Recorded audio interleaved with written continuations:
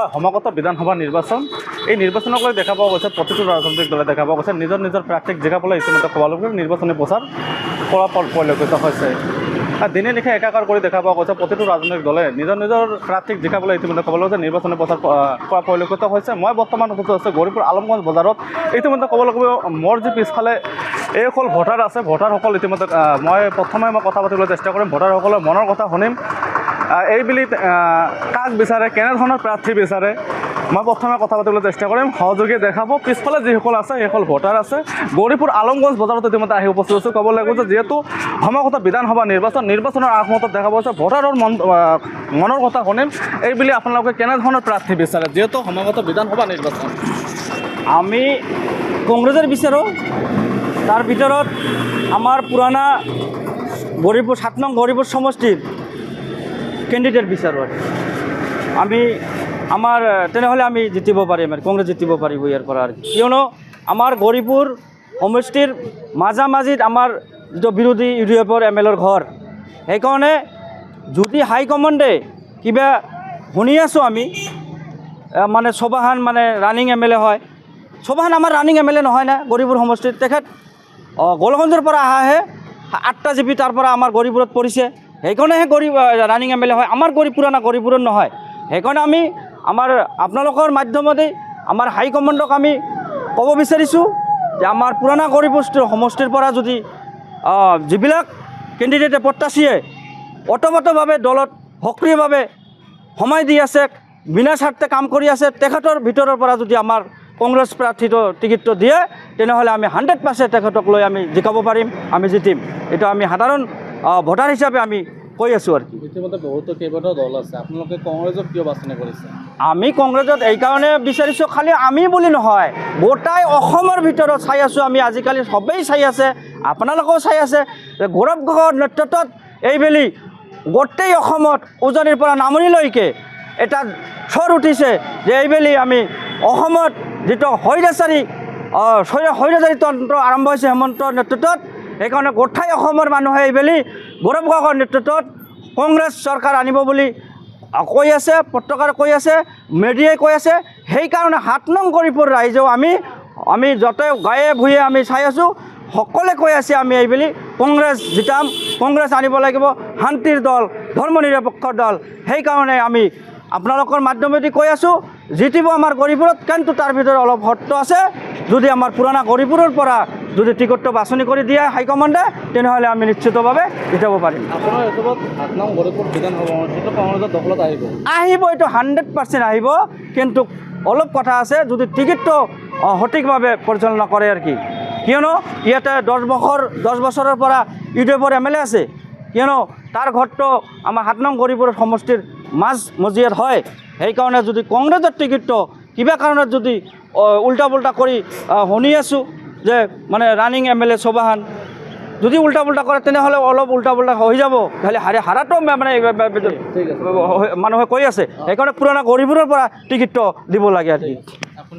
চাওক, আমাৰ গৌৰীপুৰ সমষ্টিত কংগ্ৰেছৰ সংগঠন মজবুত, কিন্তু আমাৰ গৌৰীপুৰ সমষ্টিবাসী ৰাইজে আগৰ যিটো পুৰণা সমষ্টি গৌৰীপুৰ, সেই সমষ্টিৰ পৰা আপুনি যাকেই টিকেট দিব তাকেই অসমৰ ভিতৰত এনেকুৱা ভোটত জিকাই দিব যে গোটেই অসমত গম পাব যে গৌৰীপুৰ সমষ্টিটো কেনেকুৱা মানুহ, যে কংগ্ৰেছৰ কাৰণে কিমান মানুহ মানে দিনে ৰাতি একাকাৰ কৰি কাম কৰি আছে। সেইকাৰণে মই হাইকমাণ্ডক মই অনুৰোধ জনাওঁ যে আগৰ যিটো পুৰণা গৌৰীপুৰ সমষ্টি তাৰ পৰাই টিকেটটো বাছনি কৰি দিয়ে, নহ'লে 2016 চনত যেনেকুৱা সুশীল কুমাৰ ৰায়ক ধুবুৰীৰ পৰা আনি গৌৰীপুৰত দিছিল, হাৰি গৈছে ইউটিউবৰ হাতত, তেনেকুৱা পৰ্যায় হ'ব। গতিকে আমি হাইকমাণ্ডত এটাই বাৰ অনুৰোধ জনাওঁ যে গৌৰীপুৰ সমষ্টিৰ লোকালত যিটো টিকেট দিয়ে গোটেই অসমৰ ভিতৰত 1 নম্বৰ গৌৰীপুৰ সমষ্টি থাকিব, এনেকুৱা ভোটত জিকাই দিব যে ৰকিবুল হুছেইনে যেনেকুৱা ভোট দিছিল তাতকৈ বেছি ভোটত জিকাই দিব। গতিকে মই হাইকমাণ্ডত বাৰ এটাই কথা অনুৰোধ কৰোঁ যে গৌৰীপুৰ পুৰণা সমষ্টিৰ পৰা যাকে টিকেট দিব সেয়ে জিকিব। গতিকে বেলেগৰ পৰা আমদানি কৰি আনি গৌৰীপুৰত দিলে কিন্তু আগৰ নিচিনাই গৌৰীপুৰ সমষ্টি হাৰিব, এইটো 100% খাটাং। আপুনি যিহেতু এজন ভোটাৰ, আপুনি কংগ্ৰেছক কিয় ভোট দিব? দেখক, কংগ্ৰেছ এইটো ডেমক্ৰেচি মানে কি কয় সাম্প্ৰদায়িক দল নহয়। বিজেপি আৰু ইউডিএফৰ যেনেকৈ বিজেপি যে হিন্দুৰ সাম্প্ৰদায়িক দল, ইউডিএফৰ মুছলিম সাম্প্ৰদায়িক দল, এই দুটা দলৰ কাৰণে মানুহ আজি অতিষ্ঠ হৈ অতিষ্ঠ হোৱাৰ কাৰণে আজি মানুহ কংগ্ৰেছমুখী হৈ গৈছে, কংগ্ৰেছৰ জয় জয় ময় ময় হৈ গৈছে। গোটেই যাতে আপুনি য'তেই যাব কংগ্ৰেছৰ কথাই ক'ব, বেলেগ দলৰ কথা ক'লে আপোনালোকক হাৰাশাস্তি কৰিব। গতিকে আপোনালোকে নিউজ চেনেলৰ জৰিয়তে আপোনালোকে দেখাই দিয়ক গৌৰৱ গগৈ ডাঙৰীয়াক, হাইকমাণ্ড জিতেন্দ্ৰ সিং ডাঙৰীয়াক দেখাই দিয়ক যাতে গৌৰীপুৰ সমষ্টিত এইবাৰ লোকেল কেণ্ডিডেট দিয়ে তাৰ কাৰণে মই অনুৰোধ জনাওঁ। আপুনি কি ক'ব? সৰুকৈ কওক। আমি ক'লোঁ আৰু যে আমাৰ লোকালতে টিকেটটো হ'ব লাগে, লোকালত টিকেটটো দিলে আমি গৌৰীপুৰ নিশ্চিত। যিবিলাক MLA আছে সেইবিলাকৰ খোৱা নাই আৰু ইহঁতৰ মাজতো এনেই খোৱা কামৰা লাগি গৈছে। আমাৰ আগৰ যিখিনি বিধায়ক আছিল তেখেতে অলৰেডি পৰ্বত জৰা গৌৰীপুৰ আজি খেলি আছে। আকৌ আমি শুনি আছোঁ যে কংগ্ৰেছৰ পৰা গোলগঞ্জৰ পৰা আহি খেলিব খুজি আছে।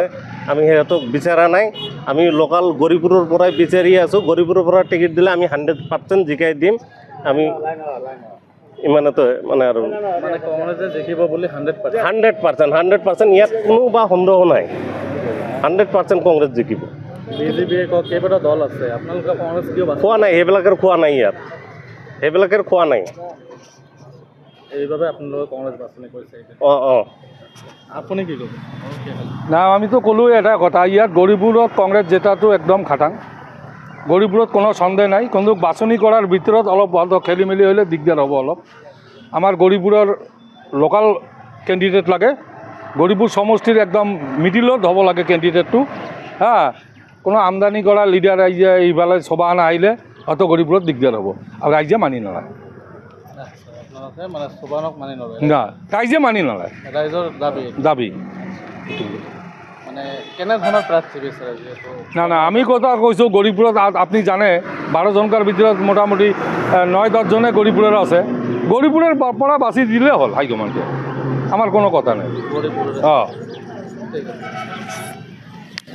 হয়, যিহেতু বিধানসভা নিৰ্বাচন সমাগত, এয়া আছিল ভোটাৰৰ মন্তব্য। আলমগঞ্জ বজাৰত ইতিমধ্যে আহি উপস্থিত হৈছে। আলমগঞ্জ বজাৰৰ পৰিৱেশ আমি দেখালোঁ, এয়া আছিল ভোটাৰৰ মন্তব্য। ভোটাৰৰ মন্তব্য আপোনালোকে ইমান সময় শুনিলে। মই আনিছুল আলী, চাই থাকিব দ্য নিউজ প্লাছ। যিকোনো খবৰৰ বাবে যোগাযোগ কৰক আমাৰ এই নম্বৰত 9181 307 221।